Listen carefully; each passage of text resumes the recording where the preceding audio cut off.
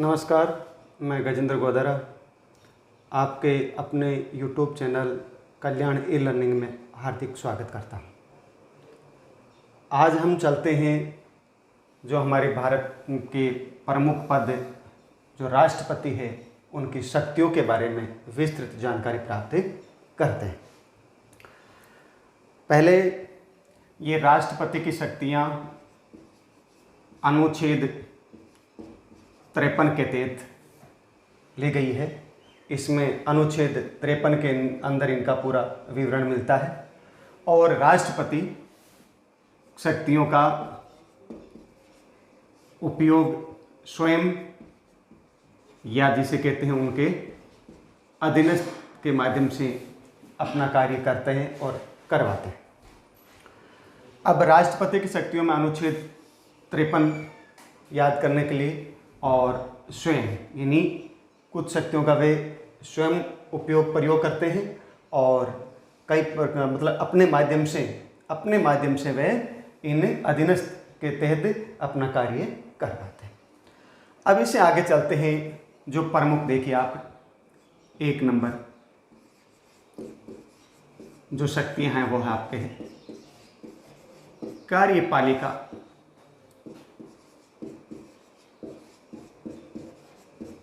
शक्तियाँ, कार्यपालिका संबंधी शक्तियाँ, इसमें आपके प्रमुख है जैसे नियुक्ति संबंधी शक्तियाँ। हमारे राष्ट्रपति महोदय को नियुक्ति संबंधी शक्तियाँ प्रमुख है कार्यपालिका शक्तियों में, जैसे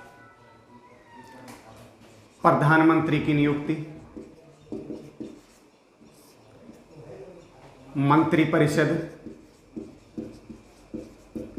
प्रधानमंत्री मंत्रिपरिषद, सीएजी संबंधी और जिसे कहते हैं चुनाव आयुक्त, जजों की नियुक्ति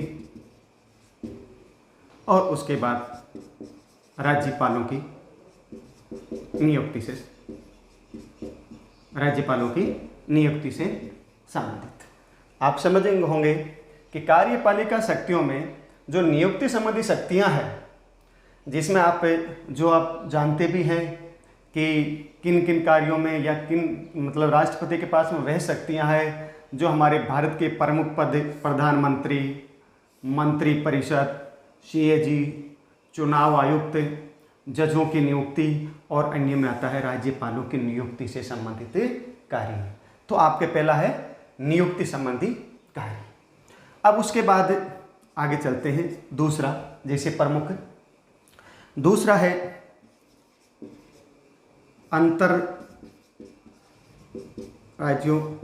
अंतर्राज्यों में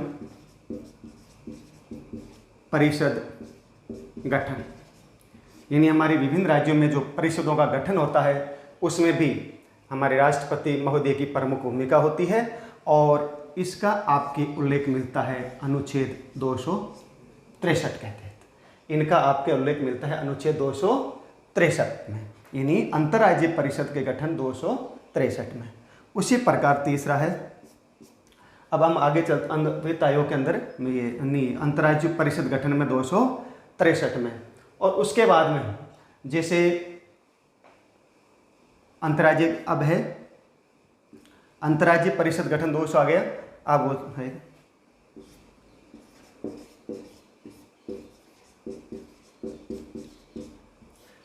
वित्त आयोग गठन, जो आप जानते हैं वित्त से संबंधित, और उसका आपके उल्लेख मिलता है अनुच्छेद 280 के अंदर। वित्त आयोग गठन क्या है, इसका उल्लेख आपके 280 में है। वित्त से संबंधित यानी वित्त आयोग गठन ऐसा है जो केंद्र सरकार और राज्य सरकारों में जो करों से संबंधित, यानी जो करों का प्रतिशत बांटना या जिसे कहते हैं प्रतिशत बांटना या उनको डिवाइडेशन करना कि इनमें आपकी इतनी भूमिका है, है कि नहीं, और इनमें आपकी इतनी भूमिका है, यानी प्रतिशत उत्तर संबंधित है वित्त आयोग। अब वित्त आयोग आ गया। अब आपके है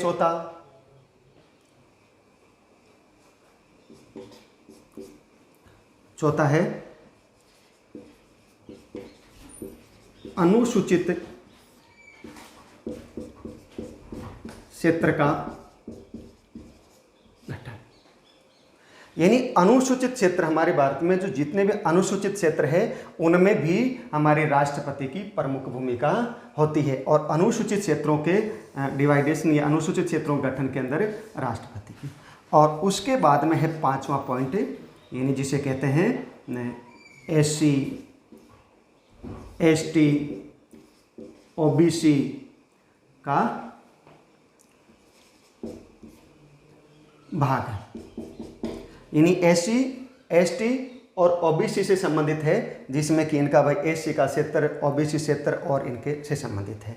तो आपके समझ में आ गया होगा। यानी कार्यपालिका में हमने बताया कि नियुक्ति संबंधी शक्तियाँ, अंतर्राज्यीय परिषद गठन का अनुच्छेद 263, वित्त आयोग का गठन अनुच्छेद 280, और चौथा है आपके अनुसूचित क्षेत्र का गठन, और 5वां SC ST और OBC भाग को से संबंधित है, वो आपके है राष्ट्रपति की शक्तियों में अनुच्छेद 53 के अंदर।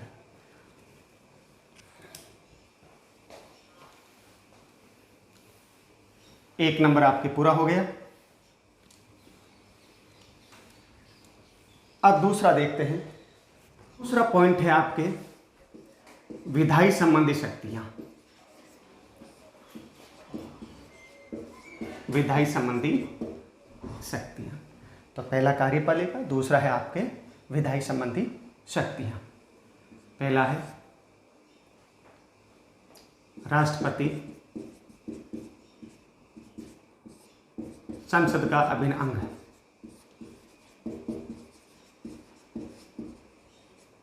अभिन्न कहने का तात्पर्य हमारे भारत में राष्ट्रपति का पद प्रमुख है, और उसके अतिरिक्त आपको पता है कि ये अंग में 3 है प्रमुख, जैसे लोकसभा और राज्यसभा, और उसके बाद में आता है राष्ट्रपति। जो विधायी शक्तियों में राष्ट्रपति की प्रमुख भूमिका होती है। ठीक है।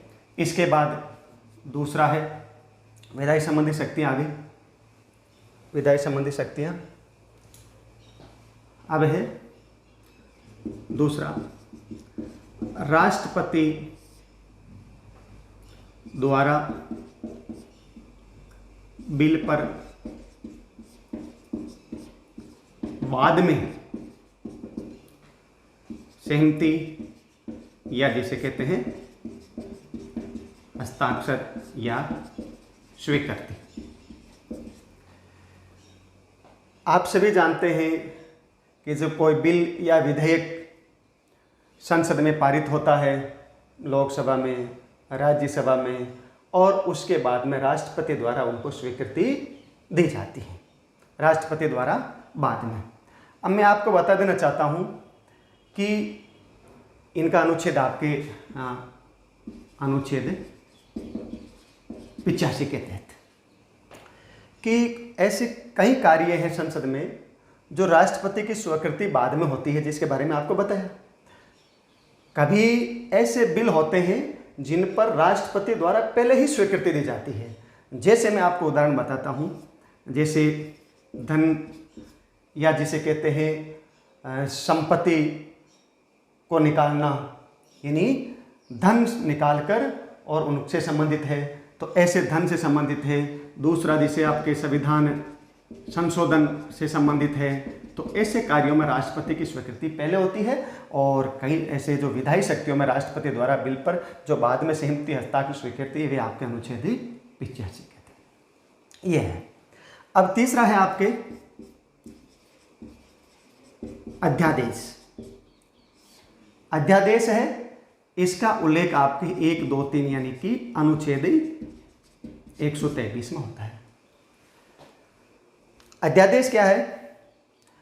ऐसा कानून जिसमें आपके अनुच्छेद 123 में, यानी कि जब संसद सत्र नहीं चलता है या कोई कारणवश है, तो उस समय क्या है कि उस बिल को राष्ट्रपति द्वारा पारित कर दिया जाता है, राष्ट्रपति द्वारा स्वीकृति मिल जाती है, तो उसे कहते हैं आपके अध्यादेश। तो ये आपके अध्यादेश से संबंधित हो गया कि राष्ट्रपति द्वारा, यानी संसद सत्र नहीं चलता है, लोकसभा मतलब राज्यसभा नहीं चलती है, तो संसद द्वारा मतलब संसद के माध्यम से ये राष्ट्रपति है इनको मतलब बिल को पारित कर देती है, वो अनुच्छेद 133 में।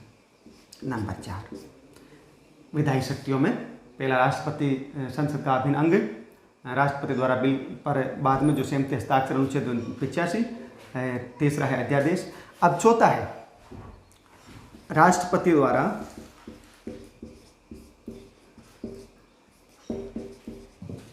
संबोधित सत्रावसान और लोकसभा को भंग करना।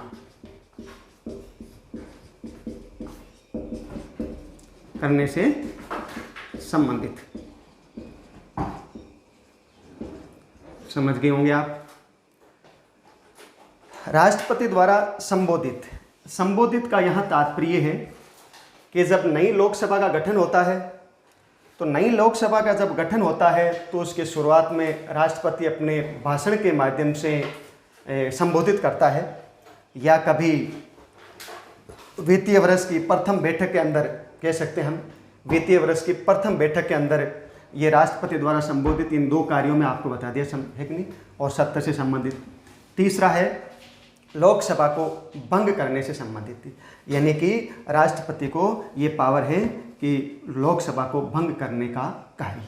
तो आपके राष्ट्रपति द्वारा संबोधित यानी कि आपको बता दिया, और लोकसभा को भंग। तो ये आपके विधायी संबंधी शक्तियां हैं जो राष्ट्रपति संसद का अभिन्न अंग है, राष्ट्रपति द्वारा बिल बाद में सहमति, तीसरा अध्यादेश जिनके बारे में 123, और राष्ट्रपति द्वारा संबोधित सत्रावसान करना मतलब, और लोकसभा को भंग करने से संबंधित। अब इससे आगे चलते हैं तीसरे में।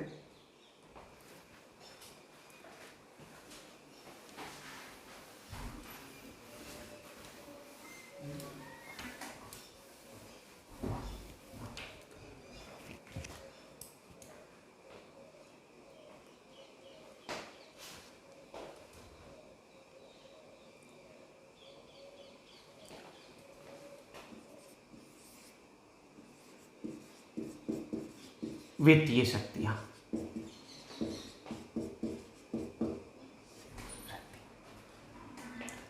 नंबर 1, राष्ट्रपति द्वारा पहले ही, सीधी सी भाषा में स्वीकृति या हस्ताक्षर। आपने ऊपर पढ़ा था दूसरे में। अब तीसरे में देखो वित्तीय शक्तियाँ।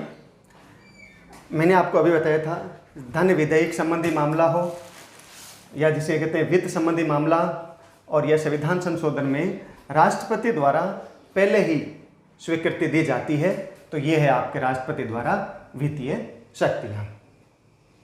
अब आगे देखिए, जैसे दूसरा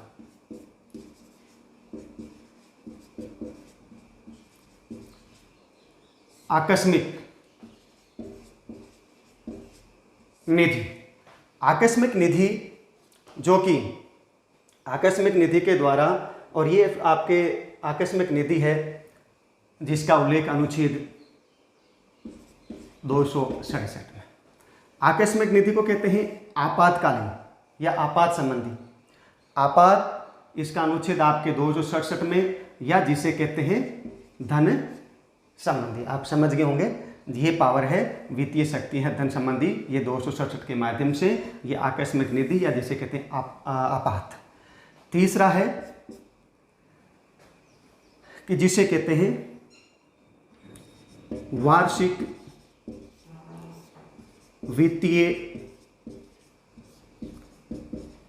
बजट, यानी कि वार्षिक वित्तीय बजट। और वार्षिक वित्तीय बजट क्या है? वार्षिक वित्तीय बजट यानी कि राष्ट्रपति द्वारा सरकार को ये सूचित किया जाता है कि आपके वार्षिक यानी एक वर्ष का जो लेखा, जो लेन देन है, उनको संसद में प्रस्तुत करें या पेश करें, उनसे संबंधित है आपके वार्षिक वित्तीय बजट। और वार्षिक वित्तीय बजट उनसे संबंधित है। अब आप समझ गए होंगे ये, और इसका उल्लेख है आपके मिलता है अनुच्छेद 112 में।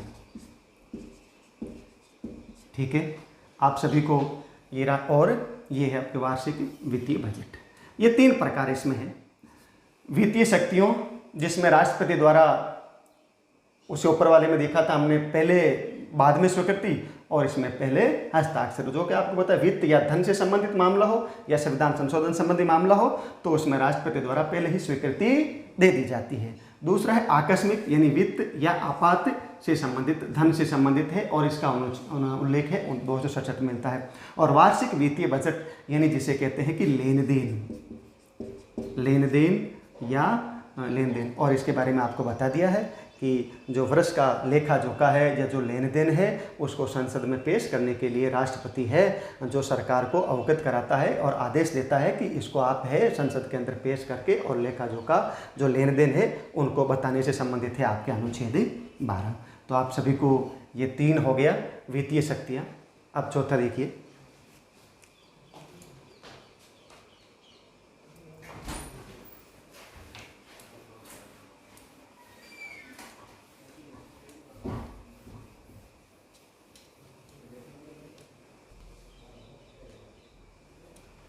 अब चौथा बिंदु है आपके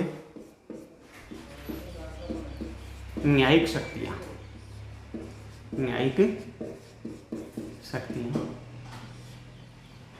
न्याय से संबंधित शक्तियां राष्ट्रपति को नंबर 1, नंबर 2 और नंबर ये जो 2 1 है अनुच्छेद 72 के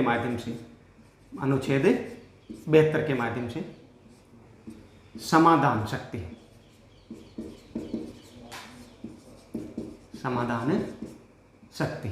और इससे आगे बता देते हैं आपके अनुच्छेद 143, यानी अनुच्छेद 143 में आपको सुप्रीम कोर्ट से सलाह लेना। ये 2 प्रमुख है यहाँ पर न्यायिक शक्तियाँ। अनुच्छेद 72 के माध्यम से राष्ट्रपति द्वारा, यानी किसी अपराधी को, जैसे मान लीजिए अपराध संबंधित मामला है तो उसको दंड को कम करना, उसकी अवधि को बढ़ाना, उसकी सज़ा को कम करने से संबंधित है। यानी समा भी कर सकते हैं, यानी उसके दंड को बढ़ाना, उनका कम करना, उनसे संबंधित है आपके अनुच्छेद 72 में। अब उसके बाद में है अनुच्छेद आपके 143। अनुच्छेद 143 में यानी किसी कार्य के लिए राष्ट्रपति द्वारा सुप्रीम कोर्ट से सलाह लेने का कार्य करता है। और इनसे भी संबंधित है जजों की नियुक्ति।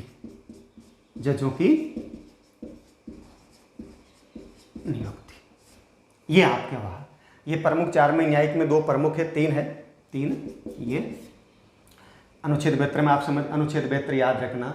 देखो इनके जो अनुच्छेद हैं उनको थोड़ा याद रखना है। काफ़ी अनुच्छेद आपको मैंने बताए हैं कि भाई अनुच्छेद 72 के माध्यम से समाधान की शक्ति है जिसे, और दूसरा अनुच्छेद आपको बता दिया अनुच्छेद 143 जो कि एससी यानी सुप्रीम कोर्ट से सलाह लेना, और तीसरा है कि जजों की नियुक्ति से संबंधित मामला। ये आपके चौथा पॉइंट हो गया न्यायिक शक्तियाँ। अब इससे आगे हम चलते हैं 5वां,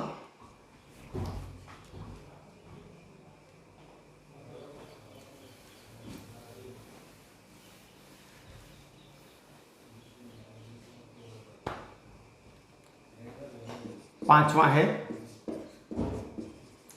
सैन्य शक्तियां।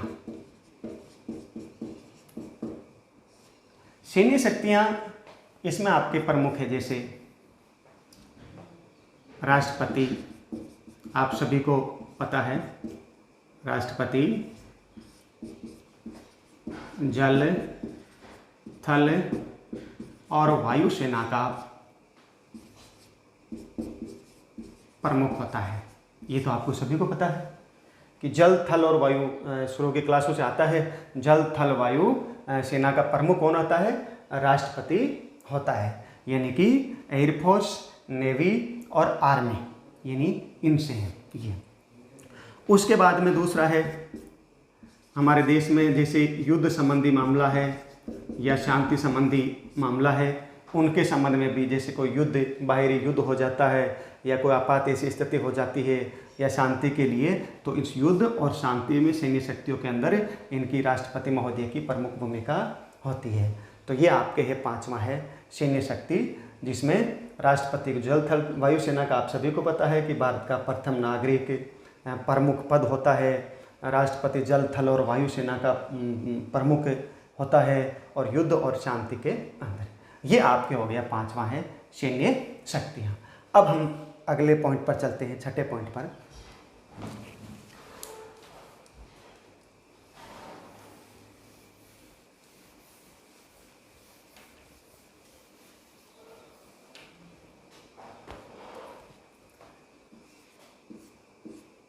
छठा पॉइंट है आपातकालीन या आपात कहते हैं शक्तियां। आपात शक्तियां जो आप सभी को पता है, ये 3 प्रमुख पॉइंट है। अनुच्छेद 352 ध्यान रखना, अनुच्छेद 356 और अनुच्छेद 360।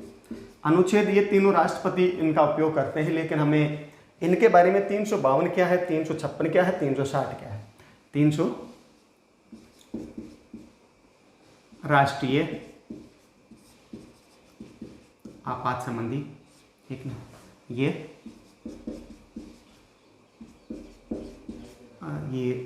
राष्ट्रपति शासन से संबंधित, और ये है वित्तीय संकट। ये 3 है। अनुच्छेद 352 राष्ट्रीय आपात। राष्ट्रीय आपात यानी 2 देशों के मध्य युद्ध हो जाता है या ऐसी स्थितियों में जिसे कह सकते हैं राष्ट्रीय आपात, यानी पूरे देश में राष्ट्रीय आपात। और इनका राष्ट्रीय आपात है, जैसे आपने कुछ सत्र बताता हूँ, जैसे 1962 में भारत और चीन के मध्य युद्ध हुआ था, 1971 में भारत और पाकिस्तान के युद्ध हुआ था, और उसी प्रकार 1975 में हमारे देश में ये राष्ट्रीय आपात हुआ था, यानी कि जिसे कहते हैं जेपी बाबू द्वारा सर्वोदय आंदोलन के माध्यम से 1975 है। ये है आपका 1962-71 कुछ ऐसी स्थितियां हैं, ये है देश में है। राष्ट्रपति शासन है, ये राज्यों से संबंधित है, राज्यों से, यानी कि अलग अलग राज्यों में इनका अलग अलग सिचुएशन है। 356 का राष्ट्रपति शासन, जैसा आप देखते हैं, जैसे अभी थोड़े दिनों पहले हमारे जम्मू कश्मीर से संबंधित मान लीजिए, ऐसे कई राज्यों में है। तो ये हुआ आपके। तीसरा है वित्तीय संकट, यानी किसी राज्य में या देश में कह सकते हैं, जैसे अगर वित्त संबंधी संकट आ जाता है, एक निर्धन से संबंधित या शासन से संबंधित, तो वो होता है जैसे, तो ये हुआ वित्तीय संकट। वित्तीय संकट में कहने का तात्पर्य ये है, आज तक हमारे भारत में यानी अनुच्छेद 360 का प्रयोग अभी तक नहीं हुआ। ये हमारे लिए एक सुखद का विषय मान लीजिए, जो कि हमारे देश में आज तक अनुच्छेद 360 का अभी तक किसी भी राज्य में और हमारे देश में इसका उपयोग नहीं हुआ है। ये हमारे लिए खुशी की बात है, ये बात है। अब आपको राज्यों से संबंधित बताया था। ये आपके हो गया आपातकालीन शक्तियों में अनुच्छेद 352 जो राष्ट्रीय आपात या उससे संबंधित है, और दूसरा 356 ये आपके राज्यों से संबंधित है, और 360 है जो राज्यों में राष्ट्रपति शासन लागू होने से संबंधित है, या जैसे ये तीसरा है वित्तीय संकट। और वित्तीय नहीं, किसी आर्थिक स्थिति राज्यों की या देश की आर्थिक संकट आ जाता है तो उसमें, और ये हमारे आज तक अभी तक 360 के अनुच्छेद का उपयोग नहीं हुआ।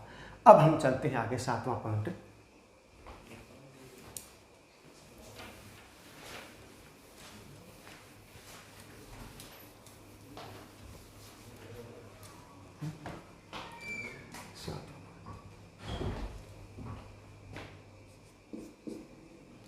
सातवां है वीटो की शक्तियां। हमारे राष्ट्रपति महोदय को वीटो की शक्तियां भी प्राप्त है। वीटो कह सकते हैं, ये आपके अनुच्छेद 111 में इसका उल्लेख मिलता है। अनुच्छेद 111 याद रखिएगा। और वीटो के पावर में जिसे कहते हैं पॉकेट वीटो। पॉकेट वीटो क्या है? जब आपको पता है कि भाई कहीं बिल या विधेयक राष्ट्रपति के पास में बाद में जाता है, पहले लोकसभा में, फिर राज्यसभा में, फिर राष्ट्रपति के पास में जाता है, उससे संबंधित है। तो कई बिल है ऐसे होते हैं जो राष्ट्रपति के पास में जाते हैं। तो उसमें 3 कारण है। या तो राष्ट्रपति पहले ही उस पर हस्ताक्षर कर देता है, यानी स्वीकृति दे देता है, या फिर वापस भेज देता है लोकसभा राज्यसभा, भेज देता है लोकसभा रे राज्यसभा में, है कि नहीं। फिर भी नहीं होता है तो तीसरा है जिसको कहते हैं ये पॉकेट वीटो का, है कि नहीं। यानी राष्ट्रपति बिल को अपने पास रख लेता है, अपने पास रख लेता है। समझ में आई? यानी ये अनुच्छेद 111 पॉकेट वीटो, यानी राष्ट्रपति उस पर अगर किसी बिल या विधेयक पर पहले हस्ताक्षर कर देते हैं या उस पर हस्ताक्षर नहीं करके और फिर वापस रिटर्न यानी लोकसभा और राज्यसभा में भेज देते हैं और उसके बाद में नहीं होता है, तो अगर मान लो राष्ट्रपति के पास में जो बिल है उनको राष्ट्रपति अपने पास ही रख लेता है। तो कहने का तात्पर्य अपने पास में रखकर और वे लंबे समय तक चलता रहता है और वे बिल की जिसे कहते हैं अटका हुआ पड़ा रहता है। उसकी कोई सीमा नहीं है कि भाई इतने दिनों की अवधि के अंदर इसको स्वीकृति मिलनी जरूरी है। इस प्रकार ये आपके साथ हो गए वीटो की शक्तियां।